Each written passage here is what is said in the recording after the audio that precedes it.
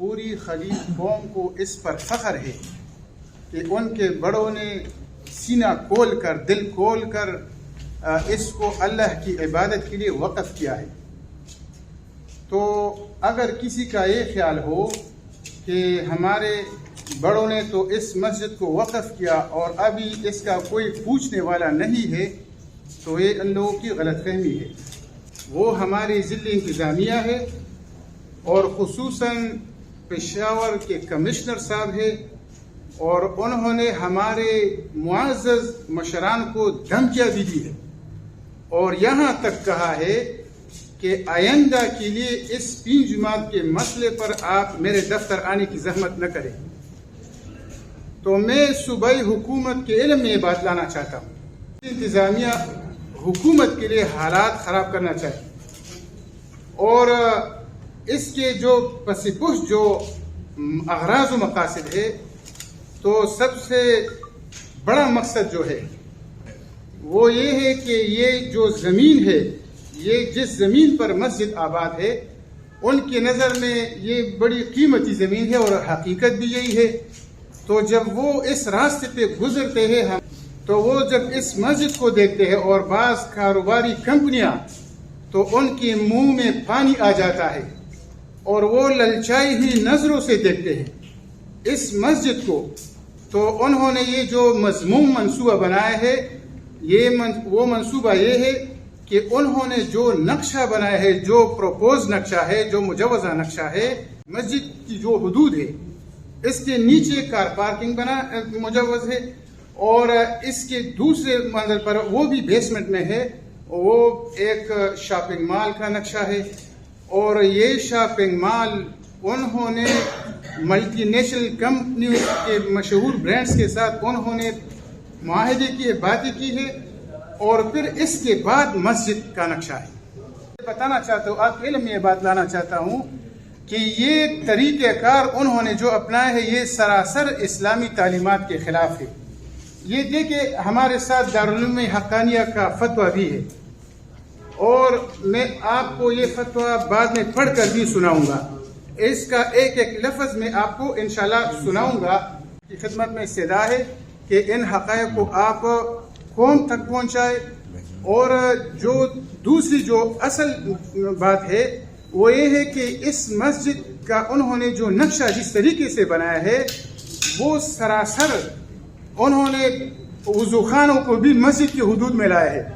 تو یہ طریقہ ہے، یہ مسئلہ ہے، شرعی مسئلہ ہے۔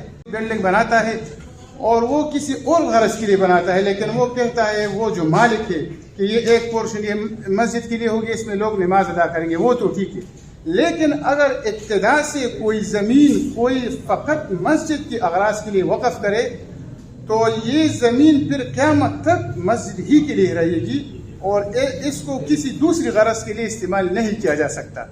تو اب جب ہمارا خلیل قوم نے مکمل یکجہتی کا مظاہرہ کیا، آپ کو یہ جو مشران نظر آ رہے ہیں، اس کے علاوہ بھی ہماری کمیٹی میں ممبرز ہیں، جس طرح کے ارباب خزرہ صاحب نے ان کے نام بھی لیے۔ تو یہ خلیل قوم بلا تفریق کسی قوم پرستی اور سیاسی اختلافات کے بغیر اس کو پس پش ڈال کر، ہم خلیل قوم کے جس سیاسی پارٹی کے ساتھ تعلق ہو، بیک آواز ہم اس کو مسترد کرتے ہیں، اس منصوبے کو، اور ہم حکومت کو اور خصوصاً ضلع انتظامیہ کو ہم یہ بتانا چاہتے ہیں کہ آپ دھمکی آمیز لہجے میں ہمارے ساتھ بات نہ کریں۔ جس لب و لہجے میں آپ بات کرتے ہیں تو یہ بالکل قطعاً غیر مناسب لب و لہجہ ہے، اور اس مسجد کے تقدس پر ہم کسی بھی قربانی کے لیے انشاءاللہ تیار ہے۔ خلیل قوم کے لیے فخر کی بات ہے، ان کے مشران کے لیے فخر کی بات ہے۔ یہ نقشہ، یہ جو ابھی جو تعمیر ہے، یہ حقائق کے خلاف بات کر رہے ہیں۔ یہ جو ابھی آپ اس تعمیر کو دیکھ رہے ہیں، مسجد کی تعمیر کو، یہ 1982 میں، جنوری 1982 میں اس کو منظور کیا گیا ہے، اور اس کمیٹی اور جس نے اس کی منظوری دی ہے، اس وقت میونسپل کارپوریشن کے جو ایڈمنسٹریٹر تھے، جو وقف کیا ہے زمین کے لیے، اس کی ایک ایک انچ کی انشاءاللہ ہم حفاظت کریں گے۔ اس سلسلے میں ہم نے کل جمعہ کے دن نماز جمعہ میں وہاں خلیل عوام کو ہم نے دعوت دی ہے، اور وہاں کے جتنے بھی مسلمان ہیں، خواہ اس کا جس قوم سے بھی تعلق ہو، ہم نے ان کو بلایا ہے کہ وہ نماز جمعہ میں شرکت کریں، اور نماز جمعہ کے بعد ایک بہت بڑا جلسہ ہوگا، اور ہم حکومت کو عوام کے جذبات سے آگاہ کرنے کے لیے، اگر اس وقت انکروچمنٹ کا کوئی مسئلہ ہوتا ہے اور کوئی چیز ہوگی تو وہ اس پر ریزرویشن پیش کرتے. اور آپ کے علم میں یہ بات بھی لانا چاہتا ہوں کہ اس وقت جو کمیٹی بنی تھی، کہ وہ پرانے کاغذات بھی ہمارے ساتھ ہیں، اس وقت اس کی تعمیر کے لیے جو کمیٹی بنی، اس میں ہمارے علاقے اور خلیل قوم کے بڑے بڑے مشران تھے.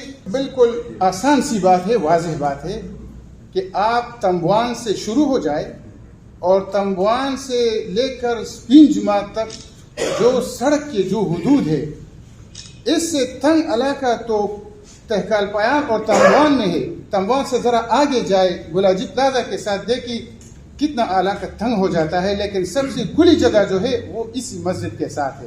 وہ اس کا پیڑھیے کے ساتھ کوئی تعلق نہیں. ان کے ساتھ بار بار ہماری بات ہوئی ہے کہ آپ ہمیں انکروچمنٹ دکھائے، آپ ہمیں تجاوزات دکھائے. یہ آپ کو یاد ہوگا جس وقت فضل حق صاحب گورنر تھے تو انہوں نے یہ یونیورسٹی روڈ کو بہت پیچھے کیا تھا بعض تعمیرات کو. تو اس وقت سے لے کر اب تک یہ جو نقشہ بنا ہے، یہ اس میں بورڈ آف ریونیو کے ممبرز بھی، کا نام جناب ظفر علی خان صاحب، ممبر بورڈ آف ریونیو، اس میں سرکاری افسران بھی تھے اس کمیٹی میں. تو اب ان کو یہ احساس ہوا کہ یہ انکروچمنٹ ہے یا یہ ہے وہ ہے. آپ دیکھیں پوری یونیورسٹی روڈ کو دیکھیں، اس مسجد کے ساتھ جب آپ پہنچیں گے تو یہاں پر سڑک کھل جاتی ہے. تو اس میں اگر تجاوز ہوتی تو پھر، اور انکروچمنٹ میں اور کمرشلائزیشن میں زمین آسمان کا فرق ہے. اب آپ ایک تاریخ، ہم یہ سمجھتے ہیں، ہمارے دل میں ایک خدشہ ہے کہ چونکہ ہماری بہت ساری مساجد ایسی ہیں جیسے سنہری مسجد ہے، تو آپ خود سوچیں اس کی کمرشل ویلیو کتنی ہے. درویش مسجد، معبد خان مسجد. تو یہ سلسلہ صدر میں تختو جماعت جس کو کہتے ہیں، اگر یہ سلسلہ ایک دفعہ شروع ہو گیا مساجد کو شاپنگ پلازا میں تبدیل کرنے کا، تو پھر یہ رکے گا نہیں. اس لیے جس طرح مولانا صاحب نے شروع میں آپ سب سے ریکویسٹ کی کہ اس پشاور شہر کی باسی کی حیثیت سے، صحافی کی حیثیت، ہم یہ سمجھتے ہیں، ہمارے دل میں ایک خدشہ ہے کہ چونکہ ہماری بہت ساری مساجد ایسی ہیں جیسے سنہری مسجد ہے، تو آپ خود سوچیں اس کی کمرشل ویلیو کتنی ہے. درویش مسجد، معبد خان مسجد. تو یہ سلسلہ صدر میں تختو جماعت جس کو کہتے ہیں، اگر یہ سلسلہ ایک دفعہ شروع ہو گیا مساجد کو شاپنگ پلازا میں تبدیل کرنے کا، تو پھر یہ رکے گا نہیں. اس لیے جس طرح مولانا صاحب نے شروع میں آپ سب سے ریکویسٹ کی کہ اس پشاور شہر کی باسی کی حیثیت سے، صحافی کی حیثیت کی یہ ذمہ داری ہے کہ اس چیز کو ہم روکیں. اور یہ بیوروکریٹک قدم ہے. اس وقت لگ نہیں رہا کہ صوبائی حکومت کی سیاسی مدد اس کی پشت پناہی کر رہی ہے. مطلب یہ بھی نہیں کہ ہم بطور سیاسی مخالف ان پہ کوئی الزام لگے. فی الحال ہمیں کوئی نظر نہیں آ رہی کہ ان کی کوئی کوئی مدد ان کی شامل ہے. بظاہر یہ ڈسٹرکٹ انتظامیہ کا مسئلہ ہے، انہوں نے اس چیز کو اٹھایا ہوا ہے، وہ اس کو کمرشل پلازا میں تبدیل کرنا چاہتے ہیں. یہ انہوں نے آپ کو فتویٰ بھی بتا دیا، ابھی لیا گیا، فتاوے ہمارے پاس موجود ہیں، کسی مسائل میں لیے گئے ہیں. آپ کے لیے میں ایک بات اور لانا چاہتا ہوں کہ یہ اوقاف کا محکمہ جو ہے، ان کی مالی پوزیشن تو ہے کہ ان کے ساتھ ملازمین کی تنخواہیں بھی نہیں، وہ روزانہ احتجاج پہ ہوتے ہیں. تو ہم ان سے پوچھنا چاہتے ہیں کہ اس پر جو لاگت آتی، یہ پیسہ آپ کہاں سے لاتے ہو؟ آپ کو یہ پیسہ کہاں سے ملے گا؟